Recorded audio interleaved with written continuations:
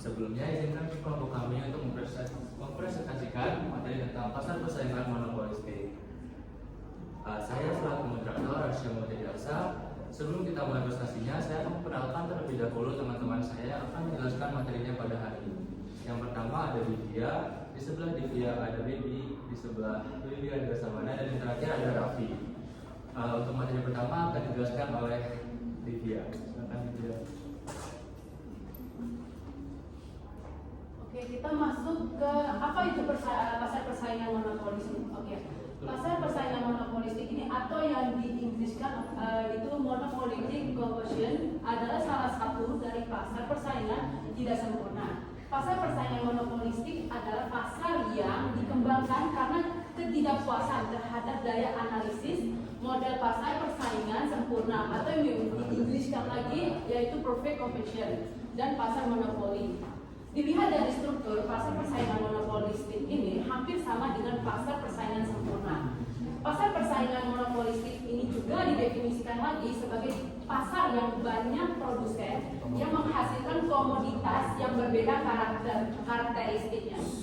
Dan bisa disebut juga sebagai pasar yang banyak penjual, yang menawarkan satu jenis barang dengan diferensiasi produk yang berbeda-beda, baik dari segi kualitas, bentuk, dan juga ukuran.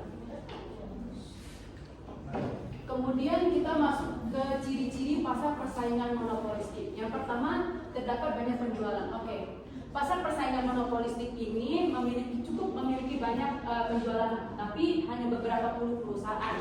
Tidak sebanyak seperti pasar persaingan sempurna. Kalau dilihat dari ukurannya, setiap perusahaan itu memiliki ukuran yang relatif sama, jadi tidak ada yang mendominasi secara keseluruhan. Kalau dilihat juga dari kontribusinya, setiap produksi perusahaan ini memiliki relatif kecil dibandingkan sama total produksi yang ada di pasar, sehingga perusahaan ini tidak bisa mendikte kondisi pasar secara keseluruhan. Kalau misalnya dicontohkan, contohnya itu seperti kedai kopi. Kedai kopi yang kita tahu yaitu ada Starbucks, Kopken, Fore, dan lain sebagainya. Mereka sama-sama menjual kopi atau minuman, tapi yang membedakannya adalah kualitasnya, kemudian dari rasanya, dari pelayanannya, dari suasana tokonya, brand image-nya, dan lain sebagainya, dan juga produknya yang unik. Dan juga adanya maksud saya tidak ada yang mendominasi mutlak. Maksudnya adalah ya kita ketahui itu Starbucks itu kan besar ya kan, tapi dia tidak bisa mengambil harga atau secara keseluruhan karena dikarenakan konsumen itu memiliki banyak pilihan seperti itu. Yang kedua ada barangnya bersifat beda corak. Produk-produk dalam pasar persaingan monopolistik ini berbeda coraknya, mulai dari fisiknya, dari desainnya, kualitas fiturnya dan lain-lain. Dan ini mudah dibedakan antar perusahaan. Akibatnya barang yang dijual bukan sebagai pengganti yang sempurna, tetapi sebagai pengganti yang dekat.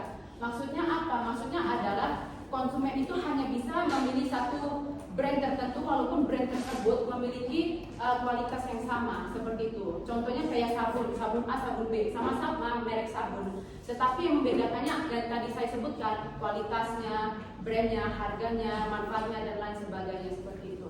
Yang ketiga adalah perusahaan mempunyai sedikit kekuasaan mempengaruhi harga. Perusahaan monopolistik memiliki sedikit kekuasaan untuk menentukan harga. Kekuasaan ini bersumber dari diferensiasi produk yang menciptakan loyalitas, membuat pembeli memilih merek tertentu. Namun kekuasaan ini terbatas karena jika harga terlalu tinggi, pembeli akan beralih ke merek pesaing yang merupakan pengganti yang dekat, seperti itu. Yang keempat, kemudahan masuk ke dalam industri. Perusahaan baru itu mudah masuk. Meskipun memerlukan modal dan harus melakukan diferensiasi serta promosi untuk menarik pelanggan, kayak membuka kedai kopi baru, pasti kan memiliki tantangan ya kan yang baru. Nah, tantangannya itu adalah menciptakan konsep yang unik dan beriklan agar bisa menarik pelanggan ke kedai kopi baru tersebut seperti itu. Dan yang terakhir, persaingan melakukan promosi penjualan sangat aktif. Nah, persaingan ini difokuskan pada promosi non harga, yaitu dilihat dari iklan desain dan juga mutunya untuk menarik loyalitas pembeli. Karena untuk menarik loyalitas pembeli, harga itu bukan sebagai penentu utama. Jadi konsumen itu hanya melihat dari desainnya. Contohnya yang saya ambil smartphone yaitu iPhone sama Samsung nih, sama-sama yang kita ketahui itu harganya tuh memang tinggi. Tapi yang mereka konsumen lihat itu adalah desainnya, mulai dari kameranya, layarnya yang unik, serta ada promosi yang besar-besar agar bisa menarik konsumen, serta juga ada lagi syarat yang unik. Syarat yang unik ini seperti apa? Syaratnya itu seperti cicilan 0%, kemudian garansi yang panjang dan juga gratis seperti itu. Baik teman-teman, di slide ini kita bisa lihat ada faktor-faktor yang menyebabkan terjadinya pasar persaingan monopolistik. Yang pertama itu ada banyaknya penjual dan pembeli.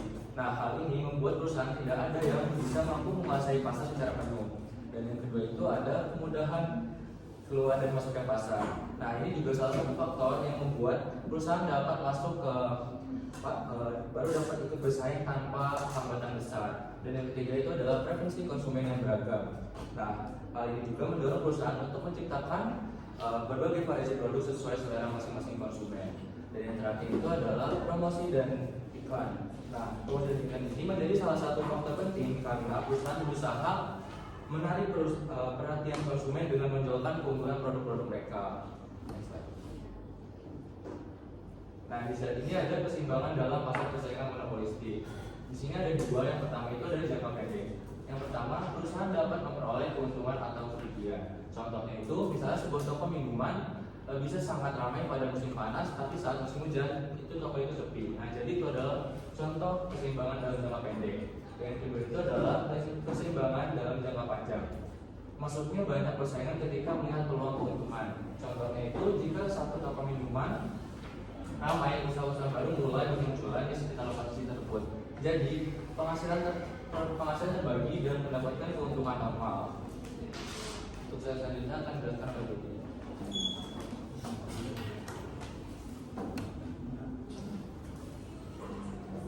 Sekarang saya akan menjelaskan keseimbangan jangka pendek. Oleh karena kurva pernikahan adalah menurun sedikit demi sedikit dan sebagai akibatnya kurva tidak MR marginal pernikahan tidak berlingkar dengan kurva pernikahan. Keseimbangan yang dicapai suatu persoalan dalam pasar persaingan monopolistik adalah sama dengan pasar monopoli. Bedanya di dalam pasar monopoli yang dihadapi adalah permintaan dari seluruh pasar. Sedangkan dalam persaingan monopolistis, permintaan yang dihadapi perusahaan adalah sebagian dari keseluruhan permintaan pasar. Rumus untuk keuntungan adalah P dikurangi biaya rata-rata dikali dengan kuantitas. Contoh keuntungan, kuantitas sama dengan 100. Permintaan sama dengan 20, biaya rata-rata sama dengan 14. Maka keuntungan per unit saya dikurang biaya rata-rata sama dengan 20 dikurang 14 sama dengan 6. Keuntungan total 6 kali 100 sama dengan 600. Artinya perusahaan memperoleh laba 600. Untuk kerugian bedanya adalah ini lebih kecil daripada biaya rata-rata. Total biaya rata-rata dikurang permintaan kali kuantitas. Contoh kerugian. Kuantitas sama dengan 80, permintaan dengan 16, biaya rata-rata sama dengan 20. Maka kerugian per unit biaya rata-rata sama dengan permintaan sama dengan 22 dikurang 16 sama dengan 6. Untuk kerugian totalnya 6 kali 80 sama dengan 480. Jadi arti perusahaan mengalami rugi 480. Ini akan dijelaskan oleh Sabana. Keseimbangan jangka panjang, cara kegiatan perusahaan dalam pasar persaingan logistik ketika mendapat keuntungan normal. Berbeda dengan corak kegiatan perusahaan dalam persaingan sempurna yang juga memperoleh untung yang normal. Perbedaan itu adalah pertama, harga dan biaya produksi di pasar persaingan logistik lebih tinggi. Dua, kegiatan dan produksi di pasar persaingan monopolistik belum mencapai tingkat yang optimal atau mencapai tingkat di mana biaya produksi keduanya adalah paling rendah. Pasar monopolistik memiliki beberapa kelebihan. Banyaknya produsen membuat konsumen punya banyak pilihan. Produsen bebas masuk dan keluar pasar sehingga mereka terus berinovasi diferensiasi produk membuat konsumen lebih selektif dan bisa menjadi loyal pada suatu merek. Selain itu, produk yang tersedia juga lebih beragam. Pada slide ini saya menunjukkan pasar logistik dalam jangka panjang. Pada yang menaruh menunjukkan bahwa perusahaan memiliki market power, artinya perusahaan dapat menentukan harga. Artinya perusahaan dapat menentukan harga karena produknya berbeda dari pesaing. Kurva MR atau marginal revenue, kurva MR berada di bawah kurva permintaan. Ini terjadi karena setiap unit barang yang dijual harus menurun harga sehingga pendapatan marginal lebih rendah dari harga. Titik perpotongan antara MR dan MJ, titik perpotongan antara MJ menentukan jumlah output optimal Q yang diproduksi perusahaan. Pada jangka panjang, kurva permintaan akan bergeser sampai perusahaan hanya mendapat keuntungan normal, bukan keuntungan super normal. Kelebihan pasar monopolistik, banyaknya produsen di pasar memberikan keuntungan bagi konsumen untuk dapat memiliki produk yang terbaik baginya. Kebebasan keluar masuk bagi produsen mendorong produsen untuk selalu melakukan inovasi dalam menghasilkan produknya. Diferensiasi produk mendorong konsumen untuk selektif dalam menentukan produk yang akan dibelinya dan dapat membuat konsumen loyal terhadap produk yang dipilihnya. Hari tersedia dalam pasar monopolistik. Itu saya menjelaskan pasar monopolistik memiliki beberapa kelebihan. Banyaknya produsen membuat konsumen punya banyak pilihan.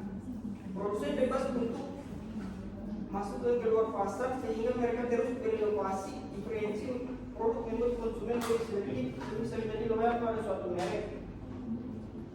Terima kasih. Slide selanjutnya akan dijelaskan oleh Rahmat. Pada slide ini saya akan menjelaskan tentang kekurangan pasar monopolistik.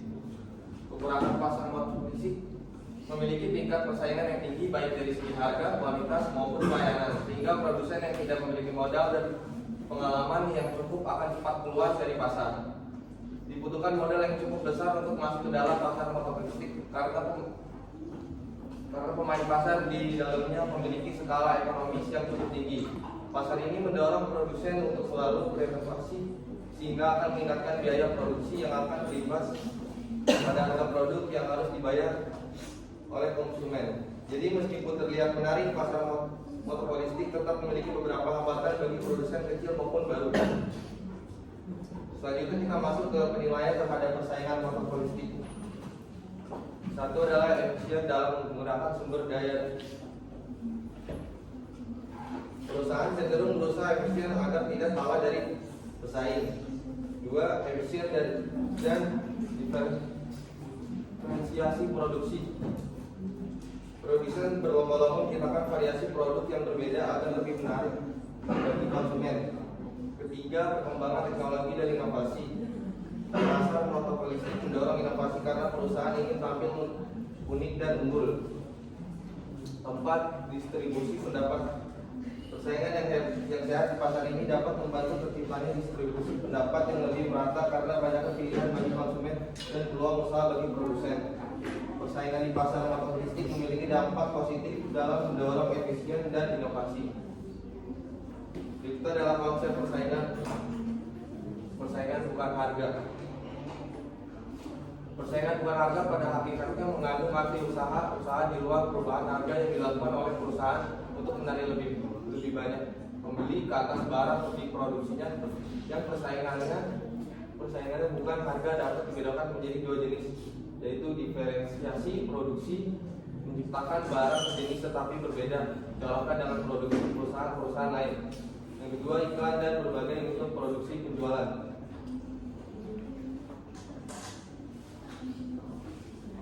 Demikianlah presentasi dari kelompok kami. Bila ada kata-kata yang kurang benar atau tidak jelas, kami maafkan.